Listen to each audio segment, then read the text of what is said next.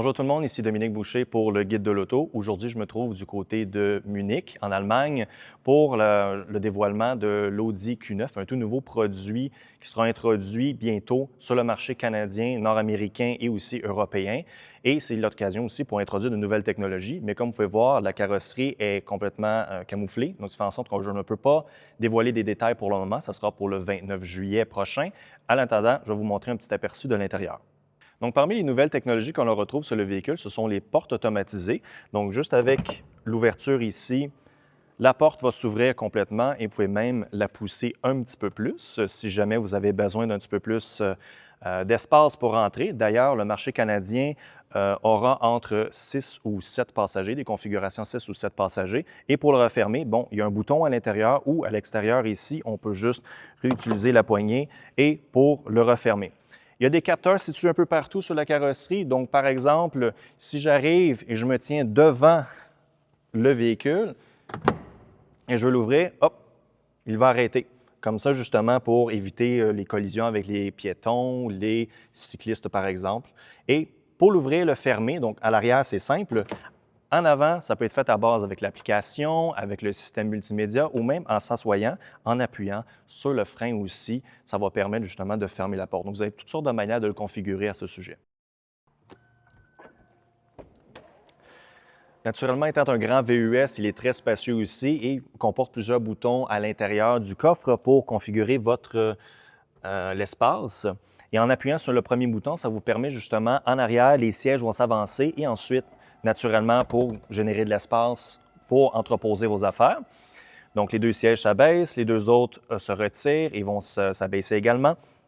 On a aussi des nouveaux rails ici pour justement aider à gérer l'espace. Et si par exemple vous avez besoin de ramener des passagers à l'intérieur, il s'agit tout simplement, excusez-moi, de réappuyer sur l'autre bouton où il y a les petits bonhommes, les petits passagers, et la configuration de l'intérieur revient au complet où les sièges se rajustent à la deuxième rangée et à la troisième rangée se relèvent tout automatiquement.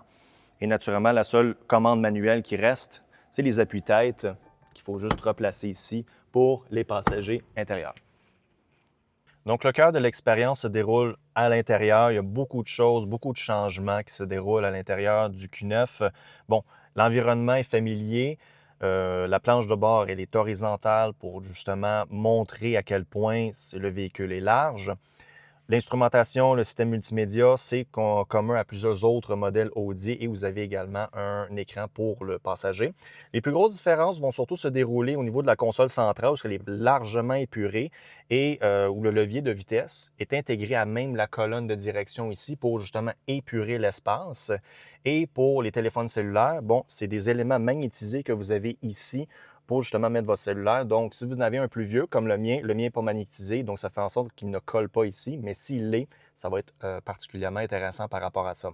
Naturellement, il y a un grand focus sur les lumières, l'ambiance intérieure.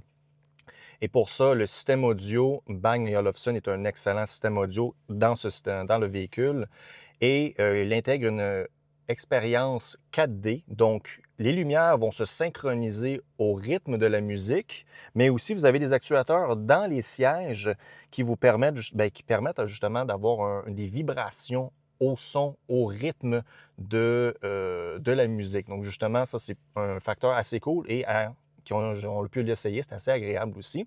Et un dernier élément plutôt intéressant avec le système multimédia, c'est que les haut-parleurs sont intégrés à même les portières ici. Donc, c'est quand même assez cool. Et vous avez aussi des lumières qui sont intégrées et des haut-parleurs aussi à même les appuis-têtes. Donc, un autre élément intéressant de l'habitacle, c'est le toit panoramique. Comme vous avez vu, il est composé de 84 lumières à DEL, donc qui sont synchronisées avec la lumière d'ambiance de l'habitacle. Donc, si l'habitacle est bleu, bien, les lumières seront bleues également.